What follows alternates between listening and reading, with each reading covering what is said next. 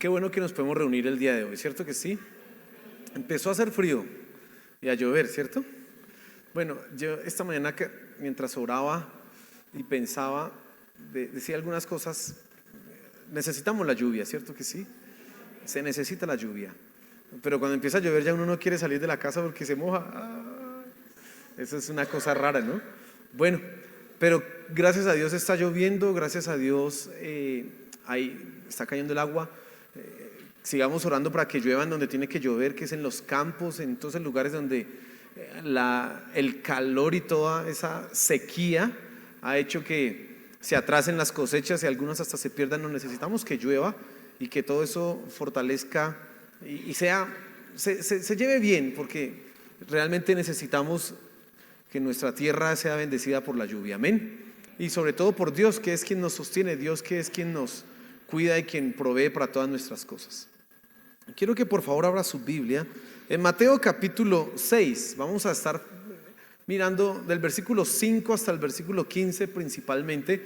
Quiero que usted le preste mucha atención a ese pasaje. Es un pasaje conocido, es un pasaje en donde está la oración del Padre Nuestro.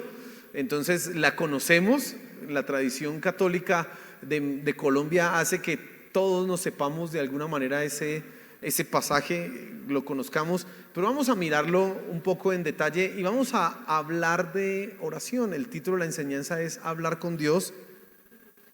Y lo que yo quiero que hagamos esta mañana es tratar de pensar en aquello que nos ayuda a seguir creciendo en las cosas espirituales. Usted sabe, hemos estado profundizando y mirando cómo es la experiencia de la vida cristiana. ¿Qué es eso de ser cristiano? ¿Por qué la palabra de Dios? ¿Por qué es importante la palabra de Dios? De tal manera que hemos ido como sentando las bases y colocando en una estructura un ladrillito de lo que es ser cristiano. Hemos ido diciendo a lo largo de ya casi 2 meses aproximadamente, hemos ido estableciendo cada una de las verdades importantes que significan ser cristiano.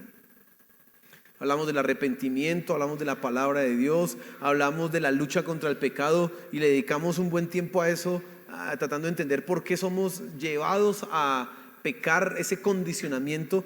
Pero ahora quiero que pensemos en algo que también hace parte de la vida cristiana y es precisamente la oración.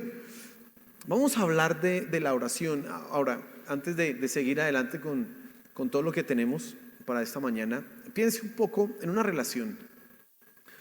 Piense un momento en que usted entre en una relación en donde hay un compromiso serio, una relación en donde se busca que se desarrolle la intimidad. Piense en una relación en donde se han firmado todos los papeles y todas las cosas para que esa relación funcione como debe funcionar.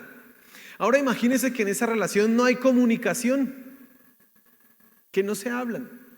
Y la pregunta sería, para entender un poco, ¿sería posible que esa relación llegara lejos si no hay comunicación? ¿Sería que sin hablarse, sin determinarse, o bueno, seamos un poco más condescendientes, sin tener ni siquiera charlas significativas, la relación pudiera crecer? Y cuando hablo de charlas significativas estoy hablando no de que hoy me levanté y hice el desayuno y llevé a los niños. Pues es una charla que puede ser importante, pero hay charlas más significativas que son las que fortalecen realmente la relación. Y no estoy pensando solamente en el matrimonio, sino en una relación de amistad. ¿Sin comunicación podría ser posible que esa relación creciera? No, la respuesta es evidentemente no. Bueno, lo mismo sucede con la vida espiritual. Si tú no aprendes a orar, si tú no desarrollas una vida de oración, si tú no te comunicas significativamente con Dios, tu vida espiritual no va a crecer. Nuestras oraciones son fundamentales precisamente porque nos permiten profundizar en quién es Dios, y más importante todavía, nuestras oraciones nos llevan a entender qué hay en nuestro corazón y cómo eso debiera ser puesto ante la presencia de nuestro Señor y ser transformado y ser cambiado. Leí un libro hace muchos años, pero muchísimos años. Sí, pero ya yo creo que hace 20 años aproximadamente, que hablaba de la oración. Y el libro decía, básicamente la tesis central del libro era la siguiente: las oraciones son motivadas por Dios para cambiar tu corazón. Es decir, el autor del libro cambiaba la ecuación y es, tú te acercas a orar porque tú quieres orar. No, él decía, tú te acercas a orar porque Dios te lleva a orar. Y de esa manera, cuando Él te lleva a orar es porque Dios quiere cambiarte a ti. Y creo yo que tiene razón, porque cuando nosotros somos llevados a la oración, sea el motivo que sea, y queremos que haya fruto y resultados en ella, algo tiene que pasar en nuestro corazón. De lo contrario, no funcionará o no será una oración efectiva. Entonces quiero que nos enfoquemos un poco en hablar de la oración. Si tú vienes por primera vez a la iglesia, pues qué chévere que puedas entender lo que dice la Biblia frente a una de las prácticas cristianas más importantes, la oración. El apóstol Pablo le dijo a sus lectores, orad sin cesar. Le recomienda a Timoteo, suplico y digo a todos los hombres, o más bien exijo, exhorto a todos los hombres, que se hagan oraciones con acción de gracias, súplicas, rogativas, por todos los que están en eminencia, etcétera.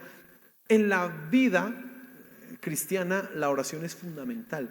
No es algo que pueda ser puesto o pueda ser llevado a cabo de manera irregular, de manera informal o de manera irresponsable. No, la oración es muy importante. El ejemplo más relevante que tenemos en esto es nuestro mismo Señor Jesús. Y considere un poco esto, Él no necesitaba orar, pues era el Hijo de Dios. ¿Para qué? Pero aún así Él oró, y dice Lucas, y salió como de costumbre, y salía muy de madrugada, dice, porque todavía era de noche, y salía muy de madrugada. Ahora, una de las excusas que colocamos normalmente a la oración es que estamos muy ocupados. Es que es muy pesado, es que el trabajo, pastor, es que si usted tuviera que montarse en ese Transmilenio y llegar cansadísimo y después que ayudarle a hacer la tarea a los muchachos, no, eso es pesadísimo. Sí, claro, pero el Señor Jesús tenía un horario de trabajo pesadísimo, tanto que ni siquiera lo dejaban dormir tranquilo. Llegaban allá a hacerle preguntas a las 2 de la mañana y aún así Él tenía el tiempo para orar. Es decir, es una disciplina que tú y yo debemos determinar y desarrollar. Y si el Señor Jesús oró, con mayor razón debemos hacerlo tú y yo, ¿cierto que sí?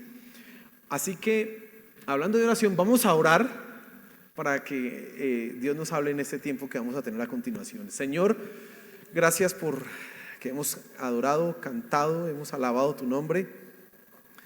Te suplicamos que ahorita nos hables, que tu gloria, tu presencia y tu Espíritu Santo se mueva en este lugar ahora que nos sumergimos en la Escritura, que vamos a reflexionar en ella. Háblanos, Señor, y que podamos fortalecer nuestra vida de oración.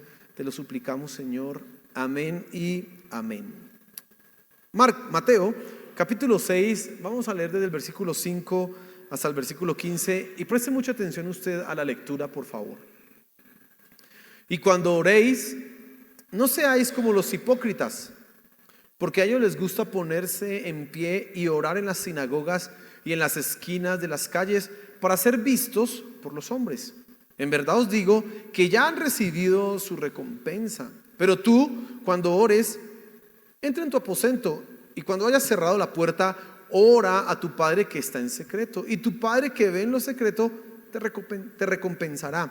Y al orar, no uséis repeticiones sin sentido como los gentiles, porque ellos se imaginan que serán oídos por su palabrería. Por tanto, no os hagáis semejantes a ellos, porque vuestro Padre sabe lo que necesitáis antes que vosotros le pidáis. Vosotros pues orad de esta manera: Padre nuestro que estás en los cielos, santificado sea tu nombre. Venga tu reino, hágase tu voluntad, así en la tierra como en el cielo. Danos hoy el pan nuestro de cada día y perdónanos nuestras deudas, como también nosotros hemos perdonado a nuestros deudores. Y no nos metas en tentación, mas líbranos del mal, porque tuyo es el reino y el poder y la gloria para siempre jamás. Amén. Para siempre jamás. Amén. Porque si perdonáis a los hombres sus transgresiones, también vuestro Padre Celestial os perdonará a vosotros. Pero si no perdonáis a los hombres, tampoco vuestro Padre perdonará vuestras transgresiones. Antes de mirar en detalle este pasaje y sacar algunas verdades frente a la oración, quiero que entendamos por qué es importante orar, por qué tú debes orar. Y te voy a dar 4 razones principales para que tú te dediques a la oración. Y 3 razones, perdón, para que tú te conectes, para que tú te dediques a la oración. Y la primera de estas es porque, uno, la oración nos conecta con Dios. Tú te conectas con Dios cuando estás orando. Ahora, si algo necesitas ahora que eres creyente, es precisamente conectarte con Dios. Si estás tú empezando la vida espiritual, algo fundamental que necesitas es conectarte con Él, hablar con Él, escuchar qué tiene Él para ti, ser fortalecido. Bueno, todo lo que se requiere para el desarrollo de la vida espiritual se da en la práctica de la oración. Tú necesitas la palabra de Dios, pero necesitas también orar. Nos conecta a Dios. Ahora, puede que lleves 20, 30 años de cristiano, aún así necesitas orar. Es más, si ya has vivido tu vida espiritual, tu crecimiento espiritual lo has desarrollado como debe ser, eres consciente hoy día que necesitas orar más que cuando empezaste en tu vida cristiana. Te conecta con Dios. ¿Sabe? Una de las cosas que probablemente afecta mucho a los cristianos es precisamente porque no les permite, no están conectados con Dios, y entonces eso no les permite entender quién es Dios, profundizar en el conocimiento de Dios o ser victoriosos en sus vidas espirituales. No han desarrollado esa conexión directa con Dios de tal manera que no saben ni quién es Él, no le conocen. Pues de razón hay fracaso, de razón hay desánimo, de razón las personas que empiezan en su vida espiritual, que no desarrollan la vida de oración, igual un creyente que lleva mucho tiempo, que fracasa en su vida de oración, pues va a experimentar ese fracaso, va a experimentar no conexión, sino desconexión. Se va a sentir extraño. Eso no es lo correcto. ¿Qué es lo que hace uno cuando quiere conocer a una persona? Pues va a dedicar tiempo a estar con esa persona, y una de las cosas que fundamentalmente que va a hacer es hablar mucho con ella. Hablar, hable. ¿Y cómo te va? Hasta las charlas a veces se vuelven hasta insulsas porque ya se habló de todo, y pues ¿qué seguimos hablando? Pues no sé. ¿Y tú qué piensas? Y hay silencio ahí incómodo, pero no se cuelga el teléfono, porque lo importante ahí es mantener la conexión. Mantener esa conexión. Es fundamental hacerlo de esa forma. Tú te conectas con Dios, y ahora, una vez que tú estás conectado con Dios, vas a tener algunos beneficios. Primero, vas a tener dirección de Él. Si tú estás conectado con Dios, vas a saber qué es lo que Dios quiere que tú hagas. Y sabe, una de las preguntas que las personas más se hacen es: ¿cuál es la voluntad de Dios? Bueno, ¿quieres conocerla? Ve a la palabra de Dios y dedícate a la oración, y vas a saber cuál es la voluntad de Dios, mi querido hermano. Pero no solamente es eso, también vas a recibir fortaleza. Cuando tú oras, tu espíritu es fortalecido, tu ánimo se fortalece, tu vida espiritual, en lugar de estar raquítica, empieza a ser cada vez más fuerte, más poderosa. Vas avanzando, recibes fortaleza. Se nota cuando una persona tiene una vida de oración. Recuerde el ejemplo de los discípulos y el Señor Jesús en comparación con el Señor Jesús. Una persona va con un endemoniado, tiene un problema con su hijo, y lo lleva ante los discípulos para que oren por él. Ahora, los discípulos han sido comisionados por el Señor Jesús para hacer milagros. Fueron enviados a predicar a diferentes lugares y recibieron la autoridad del Señor Jesús. Y cuando ellos regresaron, dijeron que los demonios se les sujetaban y que los enfermos eran sanados. Eso es el contexto que quiero que tú entiendas para lo que sucede a continuación. Llega ese padre a que hagan lo mismo con su hijo, que lo liberen. La aflicción de ese muchacho es tremenda. El papá sufre. Los discípulos oran, y el demonio no sale. ¿Cuántos llevaban ahí con eso? No sabemos, pero el papá ya estaba bravo. Baja el Señor Jesús del monte con Pedro, con Juan. Ha estado en el monte de la transfiguración. Él baja, desciende, y llega el papá y dice: traje mi hijo endemoniado a tus discípulos para que lo ayudaran, y no hicieron nada. Ahora el Señor Jesús dice: generación perversa, ¿hasta cuándo he de soportarlos? Y él le pregunta algo al papá, y dice el chavo el demonio, y se fue el demonio y ya quedó libre. Y los discípulos: ¿y por qué no salió? Bueno, la respuesta del Señor Jesús habla de oración, porque esta clase de género solo sale con oración y ayuno, poder, fuerza, fortaleza. Se nota cuando una persona está con una vida de oración fuerte. Se nota, aún los demonios lo saben, lo entienden. Cuando tú te dedicas a la oración, pues vas a recibir eso, pero además vas a crecer en intimidad. La intimidad es fundamental en la vida espiritual. Tú necesitas tener intimidad con Dios, necesitas conocerle profundamente, necesitas ser conocido por Él, necesitas deleitarte en su presencia, y la vida de oración te va a ayudar precisamente en eso. Mira, la gente que no tiene intimidad no puede pasar de una charla o de una oración de 3 minutos, de 5 minutos. ¿Saben qué es lo que dice la gente? No sé qué más decir. Simplemente es porque no hay intimidad. Cuando hay intimidad, tú sabes las cosas superficiales, las cosas profundas y las cosas importantes. Tú puedes hacer las preguntas. Tus comentarios no van a ser unos comentarios que van a ser insulsos, unas nimiedades que nada tienen que ver. No, tú vas a ir a la esencia del problema, al asunto, a lo profundo. Tú conoces, hay intimidad. Creo que Dios ha colocado precisamente algo en nosotros para ilustrar nuestra relación con Él, y es el matrimonio. No hay mejor ilustración para que tú entiendas tu relación con Dios que el matrimonio. Y algo que debemos fortalecer en el matrimonio es precisamente la intimidad. Y la intimidad solo se desarrolla por medio de la comunicación. Cuando tú abres tu corazón a hablar lo profundo que hay en tu corazón y estás dispuesto a escuchar lo profundo que hay en su corazón, se desarrolla la intimidad, y es lo que se necesita en una relación de matrimonio. Solamente aquellos esposos que han aprendido a comunicarse de esa manera profundamente desarrollan una intimidad. Se conocen. Solo con mirarse ya saben qué sucede. Tú tienes que desarrollar eso mismo con Dios, intimidad. Ahora, y el último beneficio que recibes tú de conectarte con Dios es precisamente que adquieres confianza. Sabes que Dios está contigo, sabes que Él está a tu lado.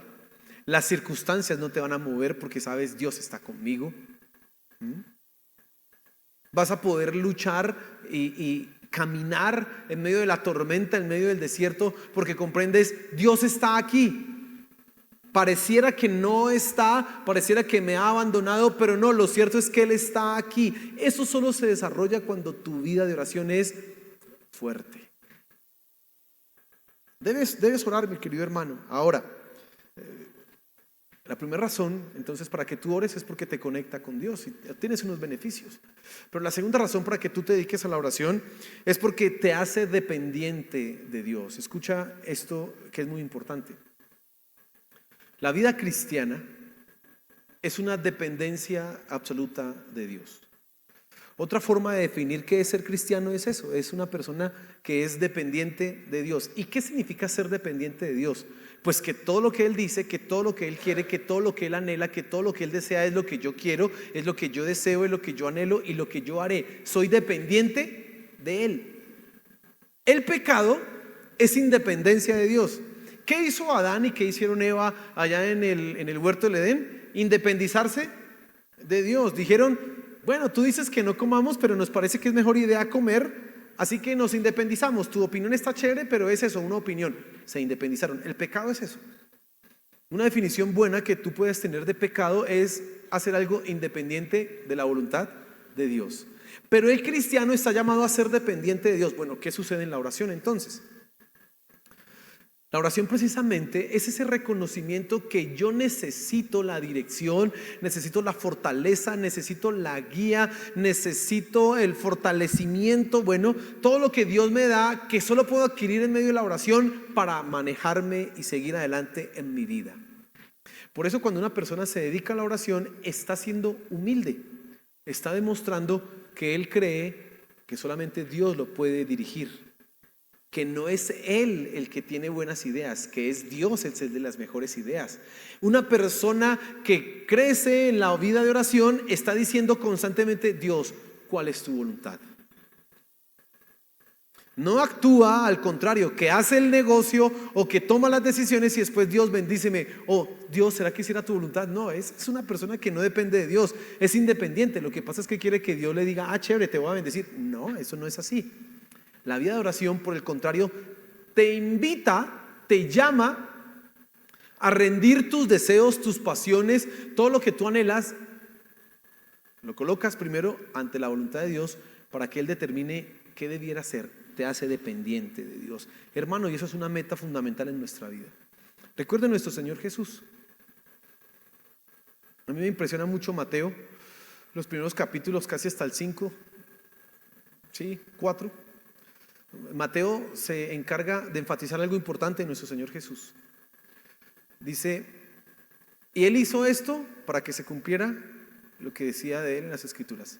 Y dijo esto para que se cumpliera lo que dijo el profeta. Y fue a tal lugar para que se cumpliera lo que dijo el profeta. E hizo esto para que se cumpliera lo que hizo el profeta. En Juan, el Señor Jesús le dice a sus discípulos: yo no hablo lo que yo quiero, lo que yo he oído de mi Padre, eso hablo. También Él dice: yo no hago mi voluntad, sino la voluntad de mi Padre.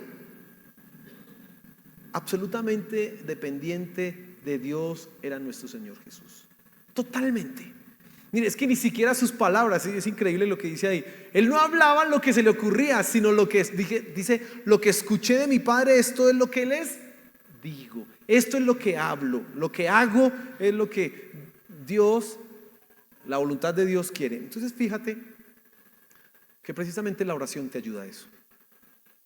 Qué bueno que tú aprendas a crecer en eso. Antes de tomar una determinación, vayas de rodillas y: Señor, ¿qué quieres? ¿Cuál es tu voluntad? Parece que este camino es bueno, parece que este camino es malo. Señor, muéstrame, yo quiero hacer tu voluntad. Créame que si Dios ve que esa oración es sincera, te va a decir: bueno, vamos a ir por acá, vamos a hacer esto.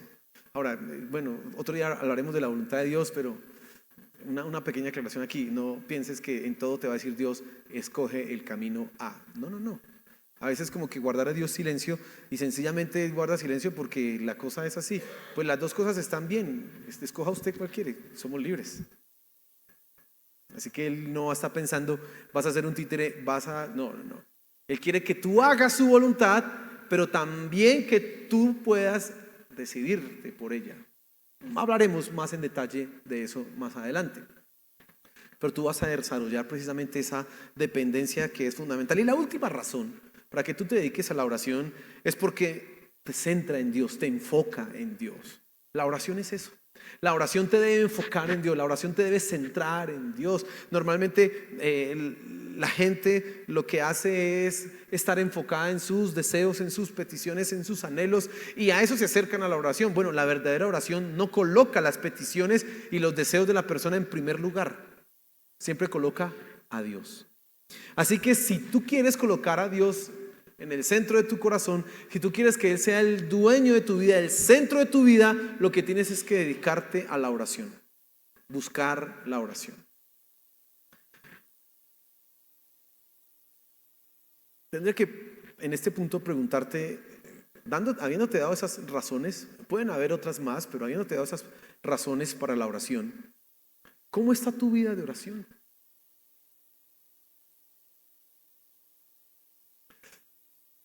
¿Será que tu caso es ese del que yo solo oro para la comida, pero sé que Dios me bendice?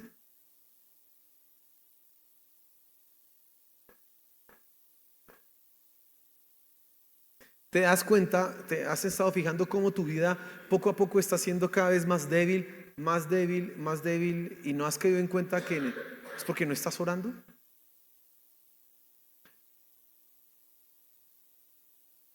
¿Cuánto tiempo pasas en oración? ¿Te falta tiempo para orar o te sobra mucho?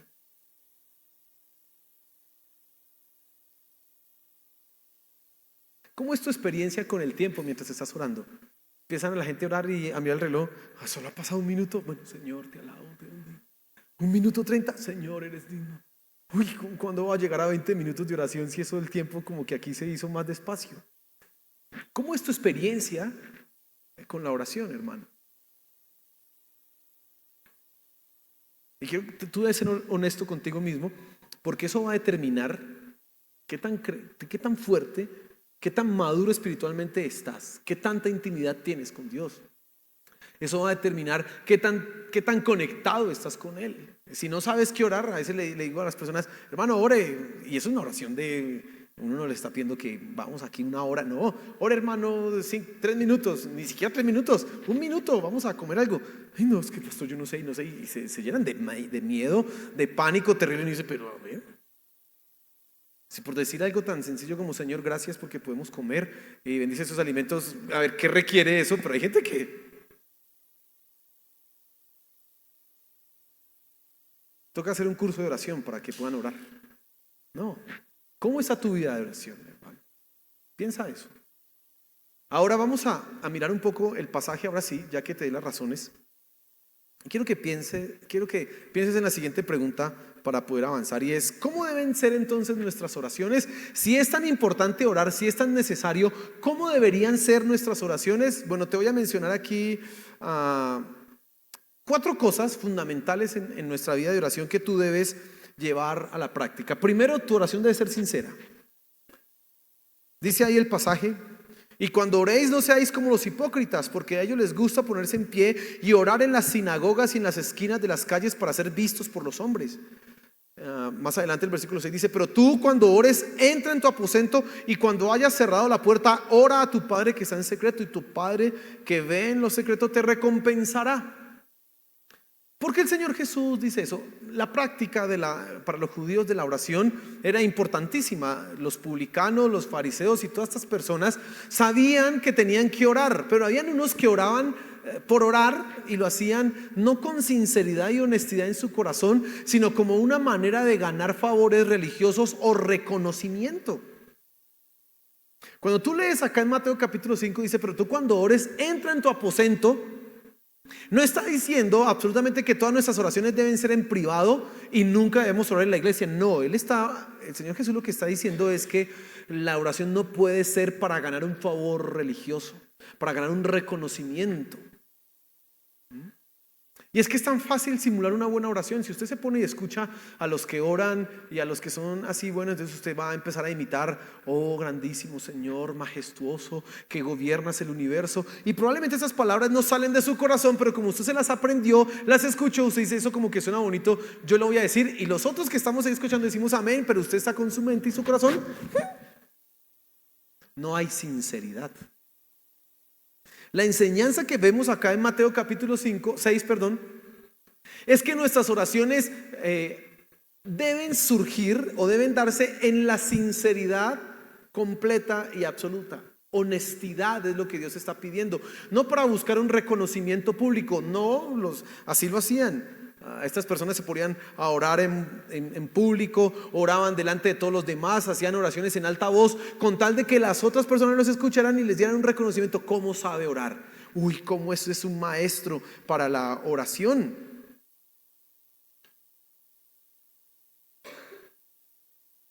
Entonces, en primera instancia, tu oración debe ser sincera. Debe ser ante el reconocimiento que estás orando a alguien que conoce todo. Así que tú no puedes decir cosas que salen de tus labios pero que no están en tu corazón. Orar por orar es un pecado, es tratar a Dios como un ídolo. Mire, un muñeco pues no se da cuenta que hay en tu corazón. Es más, el muñeco es que ni agradecido es. El muñeco está ahí, es un bicho ahí, un aparato ahí. Pero Dios no solamente está escuchando tus palabras, sino que está viendo tu corazón. Por eso yo hasta me atrevería a decir que si no haces una oración que sea sincera, es mejor que ni la hagas, porque te estás colocando en una posición terrible con Dios. Oraciones por oraciones, no, sé sincero. Si vas a orar por la comida, ora con total sinceridad por la comida. Aunque repitas lo mismo que casi las oraciones por la comida casi que tienen el mismo esquema, ¿no?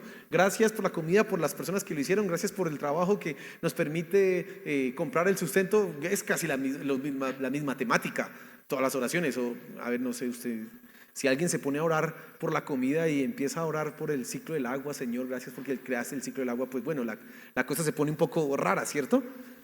Pero aún en eso que hacemos tan repetitivo, debe ser totalmente sincero y honesto. Dios provee nuestros alimentos todos los días y tú debes ser honesto y sincero cuando lo estás orando. Así que el primer elemento en tus oraciones debe ser sinceridad, porque si no lo haces así, en realidad el engañado eres tú. Tú no vas a engañar a Dios, no lo puedes hacer. Dice ahí el pasaje, y tu Padre que ve en lo secreto te recompensará en público. Claro, Dios mirará la oración que yo hago en secreto y Él sabrá la respuesta, Él sabrá responder como corresponde. Él sabrá hacerlo. Pero el primer elemento es que sea sincera, que sea de tu corazón. Lo segundo que quiero que tengas en cuenta es que debe ser directa. Mire lo que dice el pasaje. Y al orar, no uséis repeticiones sin sentido como los gentiles, porque ellos se imaginan que serán oídos por su palabrería. Por tanto, no os hagáis semejantes a ellos, porque vuestro Padre sabe lo que necesitáis antes que vosotros le pidáis.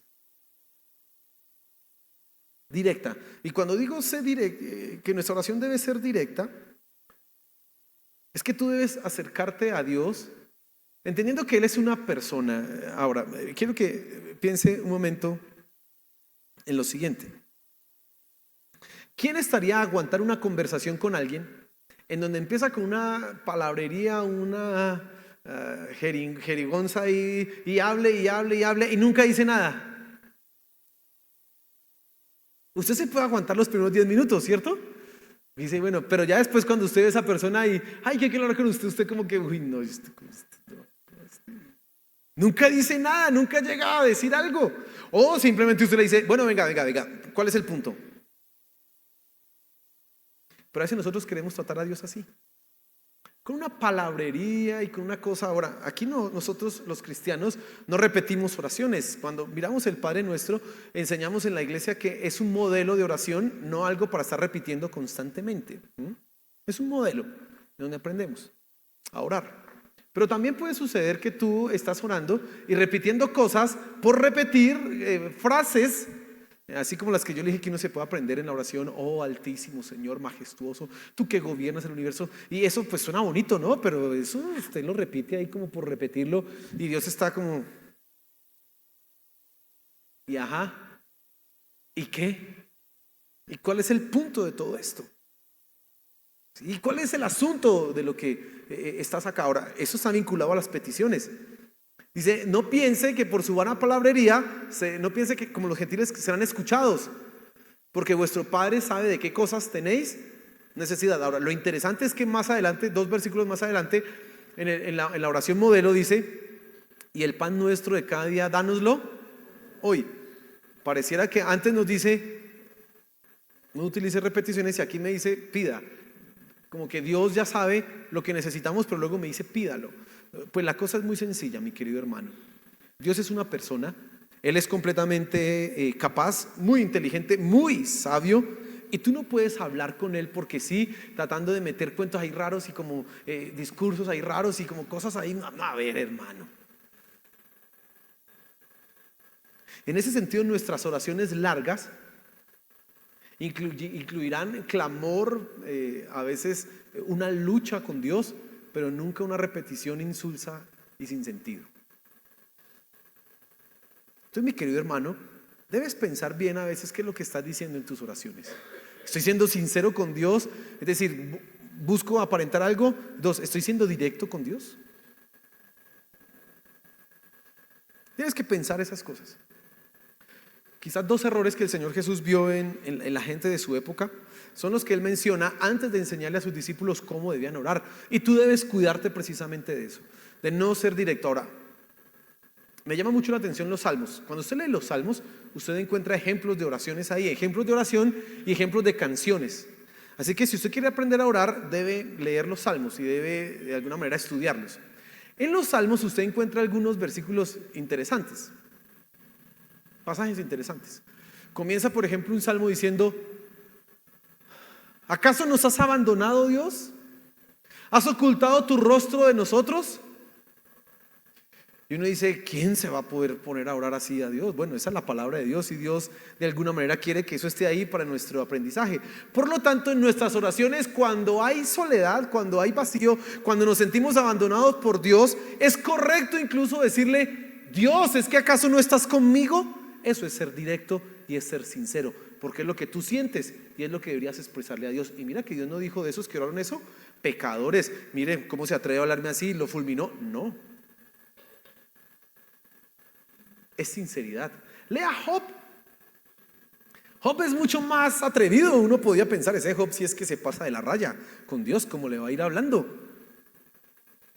Él dice, yo que pongan a Dios delante de mí y que pongan un árbitro a ver, porque es que está siendo injusto conmigo. Eso es básicamente lo que dice Job en todos sus discursos. Si usted lee los primeros del capítulo 3 hasta el capítulo 38 más o menos, 37, usted va a encontrar a Job diciendo eso: la mano del poderoso se vino contra mí y yo no he hecho nada. ¿Quién le puede decir a él que haga o que no haga? Y yo me ha quitado mi derecho. Eso es lo que está diciendo básicamente Job. Pero al final, en el capítulo 41, dice Dios de Job: mi siervo habló lo correcto de mí. Y uno dice, pero si ese Job fue como medio confianzudo, se le iba metiendo al rancho a Dios. Bueno, pues que es una cosa, quiero que tú entiendas: sé directo con Dios. Ahora, eso no quiere decir ser irreverente, es ser directo. Dios, me estoy sintiendo así. Dios, mira mi corazón, realmente estoy fracasando con eso. Señor, mira, habla con Él. Es una persona y es como si estuvieras hablando con cualquier otro normal. Y te puse el ejemplo al comienzo. Tú no vas a poder hablar con una persona un rato y acercarte a él diciéndole algo que no le estás diciendo. Sé directo. Dios sabe lo que tú necesitas, así que no intentes meter cosas ahí que no son. 3, bueno, pues también debes incluir tus peticiones. Y aquí hay 2 clases de peticiones que quiero que tengas presente. Y dice ahí no, perdón. Sí, no, la tercera no es esa. La tercera es: debes colocar a Dios siempre en primer lugar. Debes colocar a Dios siempre en primer lugar. El Padre Nuestro comienza así: Padre nuestro que estás en los cielos, santificado sea tu nombre, venga tu reino, hágase tu voluntad así en la tierra como en el cielo. Mi querido hermano, lo primero que tú debieras hacer en tus oraciones es colocarlo a Él en el centro. En la oración modelo, el Señor Jesús básicamente le está diciendo a sus discípulos: santificado sea tu nombre. Y esa es una declaración de adoración. Santificado sea tu nombre. No vamos a poder hablar en detalle de esto, pero cuando tú dices santificado sea tu nombre, tú estás reconociendo la grandeza del nombre de Dios. Y al decir que sea santificado, estás adorándole a Él. Cuando la Biblia dice que Dios es santo, es el reconocimiento de que Él es totalmente distinto de lo que hay en este universo. Él es trascendente. No se parece absolutamente a nada de lo que hay en este mundo. Eso significa que Él es santo. Y cuando tú comienzas tu oración con eso, santificado sea tu nombre, tú estás entonces estableciendo el parámetro de la adoración en tu vida. Hace un momento yo le he dado un ejemplo que uno puede empezar sus oraciones diciendo: oh Padre Celestial, Creador del cielo y de la tierra, grande, majestuoso. Si lo dices por hipocresía no tiene sentido, pero si lo dices realmente adorándolo y exaltándolo a Él, qué válido que es en tus oraciones. Mire un salmo, creo que es el Salmo 8, dice: cuando veo los cielos, obra de tus manos, la luna y las estrellas que tú creaste. Él está contemplando la grandeza de Dios en la creación. Y luego llega una aplicación: digo, ¿qué es el hombre? Pero ¿cómo comienza él? Reconociendo la grandeza de Dios en la creación. Bueno, esa es una buena forma de empezar tus oraciones. Siempre coloca a Dios en el centro. Pero en los salmos también encontramos oraciones en donde comienzan directamente casi que con una súplica, con un clamor, pero finalizan colocando a Dios en el centro. Así que digamos que el orden de los factores no va a alterar el producto, sino lo que hay en tu corazón. Que Dios sea el centro, que Él sea lo más importante, que Él tenga la preeminencia cuando tú estás orando. Ahora, la segunda parte dice: venga tu reino, hágase tu voluntad en la tierra como se hace en el cielo. Y esa ya es una petición que hace quien está orando, bueno, el Señor Jesús coloca acá. Y finalmente también que Dios establezca su reino en la tierra es que Él gobierne en cada corazón. No es un reino político, no, es que Él establezca su dominio sobre cada corazón del hombre. Y cuando tú oras de esa manera, tú estás adorándole a Él, porque también estás rindiendo y colocando tu corazón: haz tu voluntad en mi vida. Que se haga la voluntad y que se busque que la voluntad de Dios se cumpla en la tierra es colocarlo a Él en primer lugar. Señor, que se haga tu voluntad, no la mía. ¿Recuerdan que les dije al comienzo que leí un libro hace como 20 años que decía que la oración cambia nuestras vidas? Bueno, cuando tú oras sinceramente esa oración, hágase tu voluntad y no la mía, tú tienes que empezar a pensar: ¿qué quiero hacer hoy? Yo quisiera ir a hacer esto, esto y esto y esto, pero ¿qué quieres tú, Dios, que yo haga? ¿Cómo quieres tú que yo lo haga, Dios? La oración debe llevarte a ti a transformar tu vida, tu mente. Señor, voy a meterme en este negocio. ¿Es tu voluntad que haga este negocio?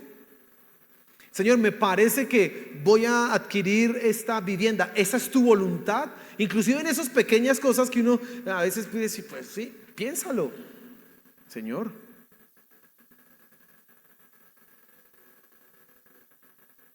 ¿es tu voluntad? Hágase tu voluntad en la tierra como se hace en el cielo. Tú cuando oras eso, estás colocándolo en el centro, porque te estás haciendo dependiente de lo que mencioné hace un rato. Y estás también, por el mismo lado, sometiendo tu voluntad a lo que Él determine. Señor, ¿quieres que me case con esta persona? Si dices no, no me caso. Aunque ya está el vestido comprado.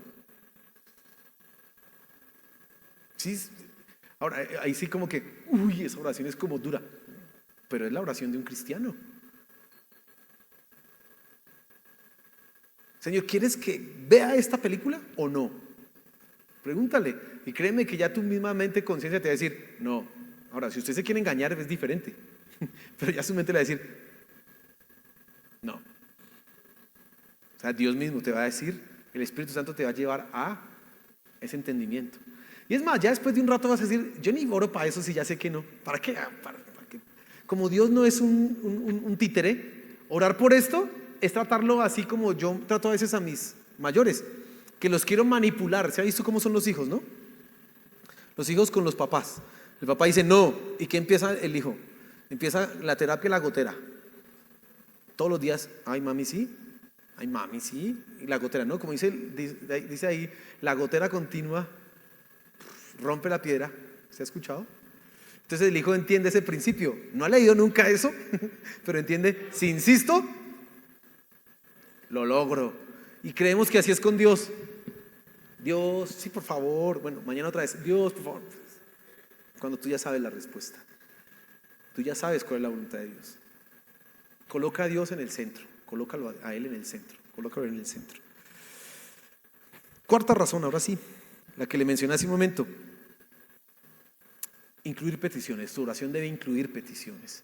¿Sí? Hay peticiones que debemos hacer. Ya mencioné una, y es que se haga la voluntad de Dios en la tierra. Pero hay otras peticiones que nos interesan a nosotros. Ahora, Dios no quiere repeticiones ni palabrerías ahí, pero Dios sí quiere que tú le pidas. Mira, hay algo, es interesante. La oración que Dios nos coloca dice: Padre nuestro. No comienza con Dios creador, Señor omnipotente, sino Padre nuestro. Es decir, comienza de una manera muy familiar, muy íntima, con una forma muy personal. Una de las características que tiene el Padre es que es proveedor. Y una de las cosas que tiene el Hijo es que le va a pedir ¿a quién? Pues al Padre. Y es lo que dice: el pan nuestro de cada día dánoslo hoy. Dánoslo hoy. Tú puedes incluir tus peticiones, hermano. No pienses que eso está fuera de contexto. No, dile: Señor, mira, bendice mi trabajo. Permíteme ganar para sustentar a mi familia. Permíteme, Señor. Y Dios quiere proveernos, Él es Padre. Por eso es interesante que la oración comience con eso, Padre nuestro. No comienza con Señor, como un rey, no comienza con otro título, no, sino con Padre nuestro. ¿Recuerdan que le dije que el matrimonio nos hablaba mucho de la intimidad y conexión que podíamos tener con Dios? Bueno, también la paternidad, bien llevada, nos ilustra un poco esto. Y es lo que el Señor Jesús quiere enseñar. Cuando yo voy a la casa de mi papá, a veces llego allá y, uy, papá, qué pena que llegué hasta ahora. Me dice, no, mi hijo, si usted es hijo, usted puede llegar a la hora que quiera. Así me dice mi papá. Entonces uno, en la casa de los papás, uno tiene confianza o no. Uno en la casa de los papás tiene libre acceso. Uno en la casa del papá va y revisa la nevera o no. De pronto en la casa de la suegra no, porque ya ese no es su papá. Pero en la casa, en la casa de mi papá, yo sí voy, venga, y no sé qué, y voy y miro los cuartos y no sé qué, y no pido permiso para entrar al baño, o sí. Bueno, el Señor Jesús está enseñándonos eso. Tú puedes pedirle a Dios tus necesidades, para tus necesidades. Pídele. Pero la oración del Padre Nuestro dice, el pan nuestro de cada día. Ahora, ¿por qué dice el pan nuestro de cada día? ¿Por qué esa oración tiene esa aclaración? El pan nuestro, porque no dice el pan nuestro, dánoslo, sino el pan nuestro de cada día. Ahora, no es que Dios piense al diario, ¿no? No pienses si Dios te va a dar no sé cuánto vale el diario, 20,000, 30,000 pesos y con eso ya no. No pienses así, aunque si ese es tu caso, Dios se encargará de que tengas para el diario.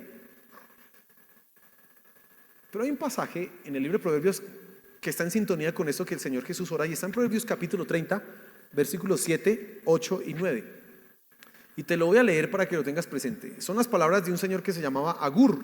Y dice así: 2 cosas te he pedido. Está hablándole a Dios. No me las niegues antes que muera. La primera, aleja de mí la mentira y las palabras engañosas. Y la segunda, no me des pobreza ni riqueza. Dame a comer mi porción de pan. No sea que me sacie y te niegue y diga quién es el Señor, o que sea menesteroso y robe y profane el nombre de mi Dios.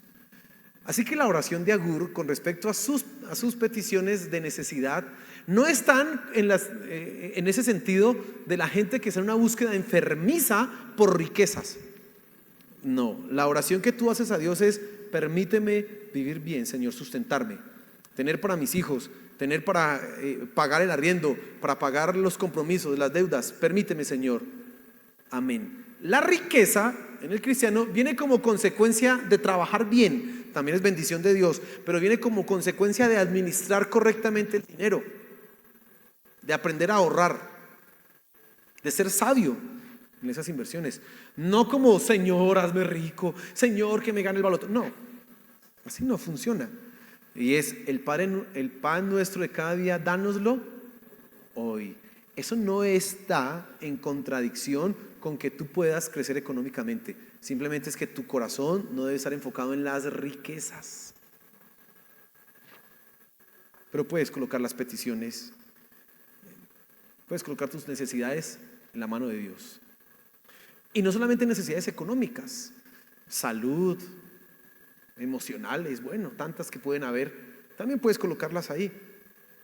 Pero hay algo que también se menciona en el Padre Nuestro que debemos tener. Dice: y no nos metas en tentación, sino líbranos del mal. Dice ahí. Y es otra petición que tenemos que hacerle a Dios. Como el Padre Nuestro comienza precisamente así, Padre Nuestro, de las características que tiene el Padre es la protección. Y Dios es nuestro protector. Algo que buscamos nosotros como creyentes es precisamente ser guardados del mal y no caer en la tentación.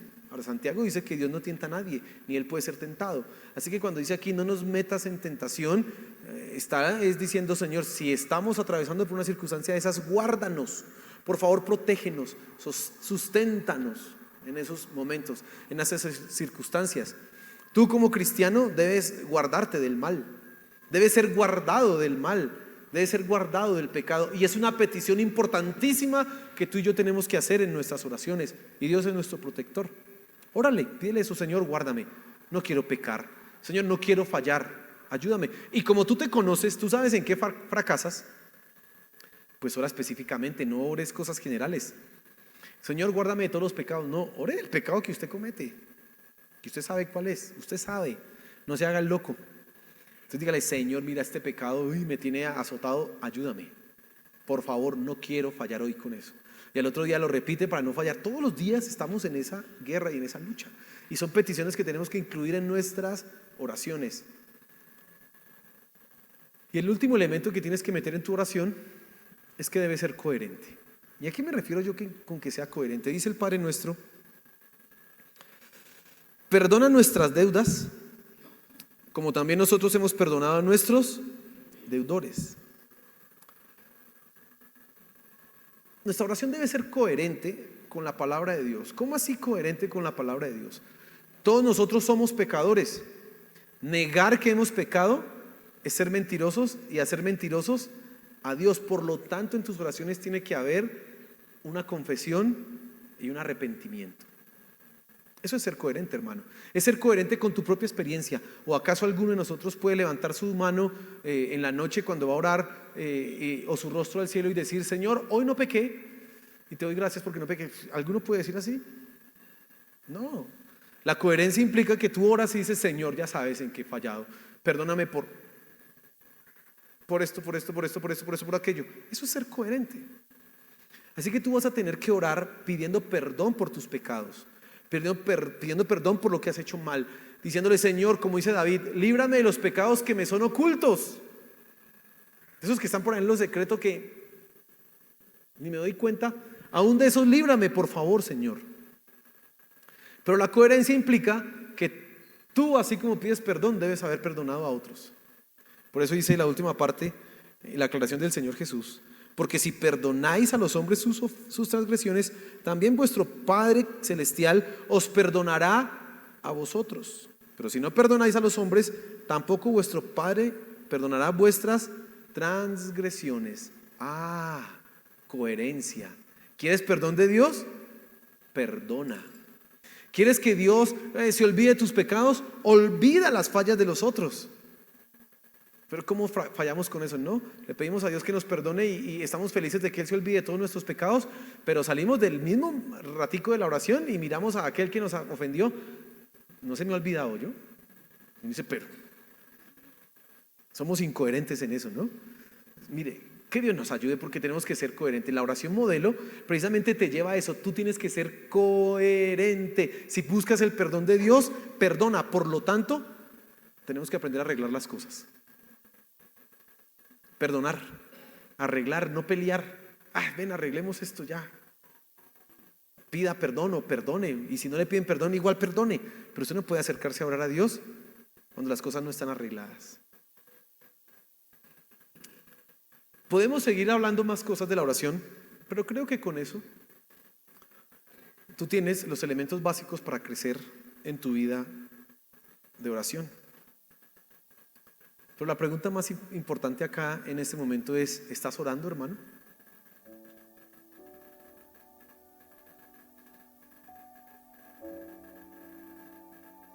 Leía un libro de C.S. Lewis y él hablaba de la oración silenciosa. Tengo que investigar bien exactamente a qué se refiere él, porque él está hablando de oración silenciosa según los místicos de la Edad Media.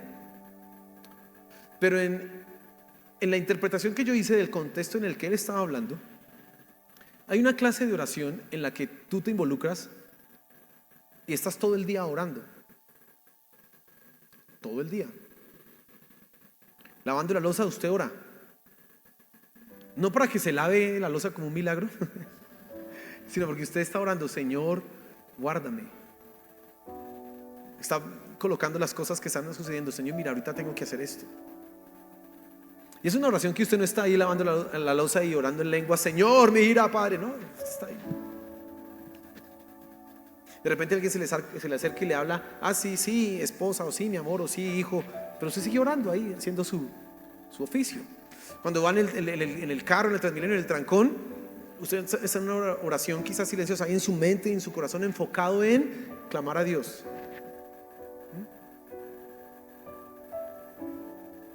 Es una disciplina que tú tienes que desarrollar. Pero no te acostumbres a vivir solamente de oraciones silenciosas. También tienes que tener oraciones quietas, vocalizadas, en un lugar solo con Dios. Porque es muy fácil trasnocharnos haciendo lo que nos gusta, jugando, viendo películas, yo no sé qué haciendo, y al otro día decir: Señor, ahorita en el bus oro, cuando en realidad lo que hemos demostrado es que tenemos los hábitos y las prioridades rotas, que no estamos dispuestos a decir: me acuesto a tal hora porque mañana tengo que orar a tal hora, y de tal hora a tal hora tengo que buscar a mi Dios. No. Y entonces nuestras vidas tienen que convertirse en ese altar del incienso, en esa menorá. Los sacerdotes tenían explícitamente como obligación no permitir que el fuego del altar de incienso y de la menorá, sobre todo, se apagara. Ese fuego se prendió, como dices, y debía estar prendido todo el tiempo. Y esa menorá habla precisamente de la conexión que tenemos con Dios en la oración. Entonces nuestros días, todos, deben convertirse en días de oración. Ora, hermano, ora. Voy a hacer la tarea: Señor, bendíceme con esa tarea, ayúdame. Cuando no le entren las operaciones matemáticas: Señor, abre mi cerebro para que entre esto, Señor, por favor, y siga y avance. Oración. Pero no te acostumbres solamente a hacer oraciones de ese tipo, silenciosa, si no estás dispuesto, si no madrugas a buscarle a Él, si no buscas en la palabra de Dios: voy a leer y ahora voy a arrodillarme, Señor, y voy a clamar a ti. Tienes que aprender eso, hermano. Amén. Señor, gracias por tu palabra. Gracias por tu palabra. Hoy hemos entendido que la oración es fundamental y vital para nuestro crecimiento espiritual. Que por favor, Señor, podamos crecer en esto. Que podamos avanzar en comunicarnos contigo, en ser honestos, sinceros, en ser coherentes, en colocarte a ti en el primer lugar. Por favor, Señor, ayúdanos. Te lo suplico. Que nuestras oraciones lleguen ante tu presencia, pero sobre todo, Señor, trata con nuestro carácter, con la pereza, con la flojera que a veces nos llena y nos impide orar. Ayúdanos, Señor, por favor. Te lo suplicamos, por favor, ayúdanos. Queremos conocerte más a ti y para eso tenemos que orar. Ayúdanos a orar, Señor. Te lo pedimos, ayúdanos a orar cada vez más, a crecer en nuestra vida de oración, Señor. Te lo suplicamos.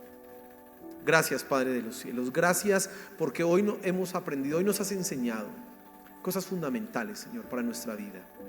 Ayúdanos, Señor, entonces. Te lo pedimos, Padre. Amén y amén.